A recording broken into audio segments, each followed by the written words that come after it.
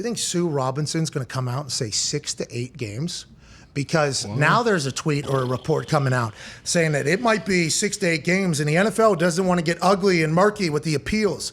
Rob Motti says, I'm also told the NFL, despite insisting on an indefinite suspension, wants to avoid the appeals process. Source said a terrible situation for everyone involved. So league is more likely to abide by Sue Robinson's ruling if she came back with 6 to 8 games. So the NFLPA and the NFL currently sitting in a court that Sue L. Robinson, former federal judge, retired in 2017, is presiding. She will make a decision. She will then send that decision to Roger Goodell. Roger Goodell will then make his full decision. There is a chance to appeal in Sue Robinson's NFL court, and they're saying that the NFL doesn't want to get ugly. Appeal.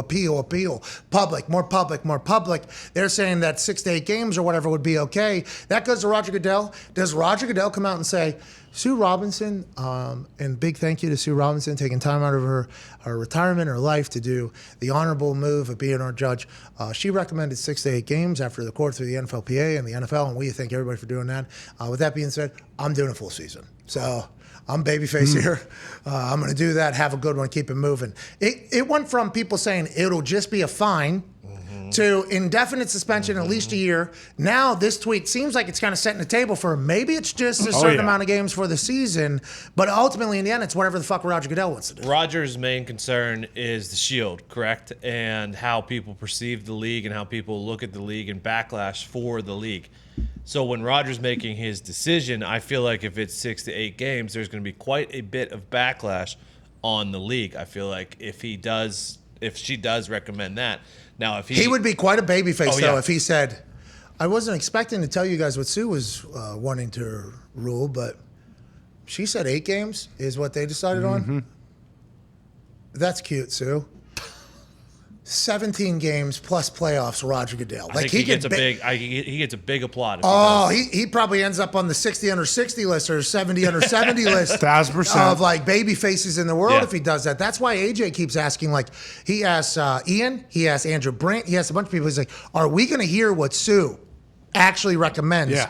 Because if we don't hear what Sue recommends, we'll just assume that whatever Roger Goodell says is Sue. But if not, I think the only way we hear about it is if Roger makes an adjustment to it or goes directly by it, which would be any situation, I guess. I see. They've been saying, I'm on your side. Like, I think we're going to know what the recommendation was, too. I think we're going to know what the recommendation was, and we're obviously going to know what this final This is the first time was. Sue has come into the NFL world full time, like in this situation.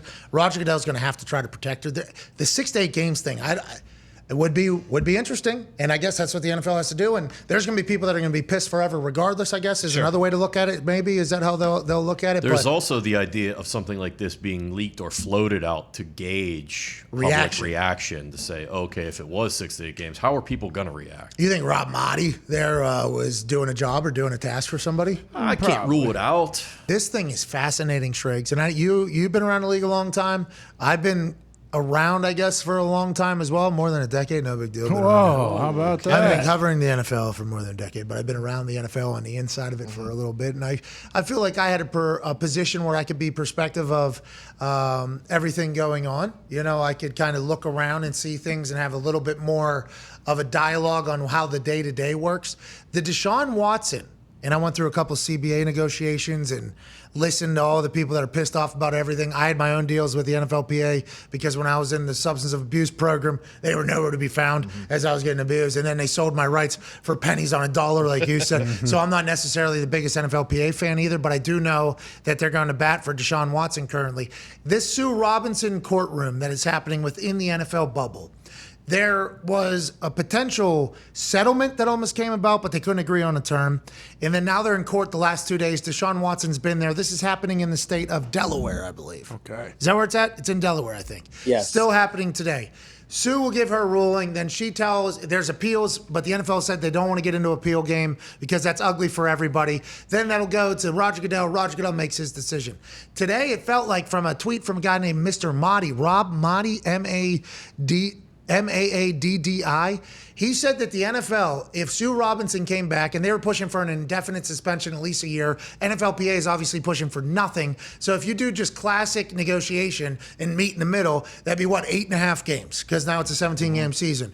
So allegedly what Rob Maaddi's reporting, and we don't know who Rob Maaddi is or who his sources are, he's saying that if the Sue Robinson was to roll back 6 to 8 game suspension, the NFL wouldn't want to get ugly with it, and they'd say, okay. Sue would then take that to Roger Goodell. Roger Goodell would make his own decision on whether or not that's good enough or bad enough. I assume this is going to be at least a season with how everything has gone, how public this has been. It's sounding like maybe there's a little bit of a foundation being laid, like, hey, maybe not a full season. Let's go to. What are you thinking about the whole process, and when do you think it ends, and how do you think it ends? Sure. I can't project on this because it is so fluid. Things were going one way, and then you get more women coming out and saying, actually, hey, no, there's more women coming, and that door is left open. So those numbers have continued to add up. When you talk about the legals thing, you've nailed it, Pat, where it's here's the recommendation from the judge. Usually those are held in very high regard, and then Goodell will make a recommendation or make a ruling on that. Then the NFLPA will appeal that, but then the NFL can appeal the NFLPA's ability to appeal that, which is what happened with the Brady case, and it goes all the way up the courts, and you miss games, and the guys go in, and then they go back. I think the NFL, from their standpoint, would like to have a decision on this in the next couple of weeks before we head into training camp. And I believe Watson's camp would obviously be hopeful that he can get on the field, and the Browns, of course, would be happy to get him on the field.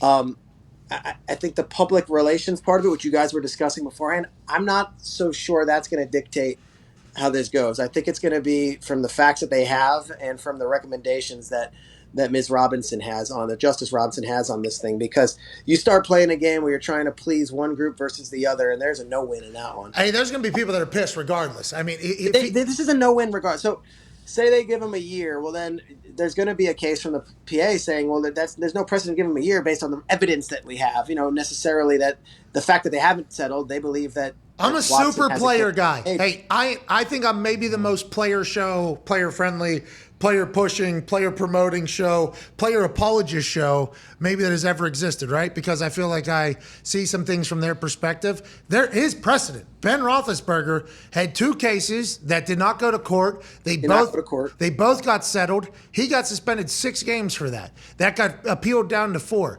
That's 2. Now, I guess it's not fair just to do math and just do that whole thing. But I appreciate the fact that the NFLPA is saying publicly there's no precedent with this with Robert Kraft or Daniel Snyder or Jerry Jones, which I guess there isn't. But we also all understand that they're owners of the league in which you are currently going to court at, right? Yeah. There is precedent in the past, and I assume that's exactly what the NFL is saying to Justice Sue Robinson. Whenever the NFLPA, Jeffrey Kessler is an incredible lawyer. He got free agency, I think, and numerous other things. I know he's a power player, but the public perception of them saying there's no precedent, there's no precedent, there's no precedent. I think I was in Pittsburgh. Or no, I wasn't. I was in a cold already. It was 06 when it went down, and I was starting to cover the league then, and that was Goodell, like, as a new commissioner, one of the first things, and he, like, laid the hammer down, and people were like, damn, like, whoa, okay. And here we are all these years later, and Goodell's, this long tenured commissioner. And I think this might be one of the trickiest cases yet that he's had to rule on. I think he's going to lean on what the justice says, but not public relations. I feel like this is going to be what the facts are and what they have. And, to just throw the book at Deshaun Watson because they feel like that's the right thing to do and that's going to be a win publicly, the NFLPA is powerful, and Jeffrey Kessler is not going to take that and just go down without a fight. Agreed. I can't wait to watch it. It's fascinating because there's so much other shit, I think, with this penalty than the Baker stuff. And how's the Baker stuff affected the Jimmy G stuff? How's the Jimmy G stuff affected Debo stuff? Which you're saying are 2 things, but it feels like there's. And I've had people around the league reach out to me because I've got the NFL Network connection, and they're like, "Do you have a date we're going to know?" And it's like I don't. And a lot of times I do. I hear things and it's like, all right, expect it around the draft. Expect this around. Whatever. This is one where the NFL, almost by design, intentionally, deliberately, and in this case, rightfully, is like, we're not putting a date on this. We're not doing it to do a favor to Deshaun Watson or to the Browns. We're leaving this door open until we have as many facts as we can and do as thorough a job as we can because we don't want egg on our face on the back end. Yeah, so the timetable that everyone's putting on this, and I even said it, I'm like it before training camp. That comes from the teams and the players and the PA and Watson and all this stuff because that's nice and clean. I don't think the NFL is necessarily worried about that stuff as much as maybe we in the sports media are. Shregs, these off seasons, man. There's no off season, bro. There is, though, Yeah. because this off season, we're talking about this right now. We're talking about litigation and figuring out what the whole thing is. This is, you know what I mean? It's not we need football back.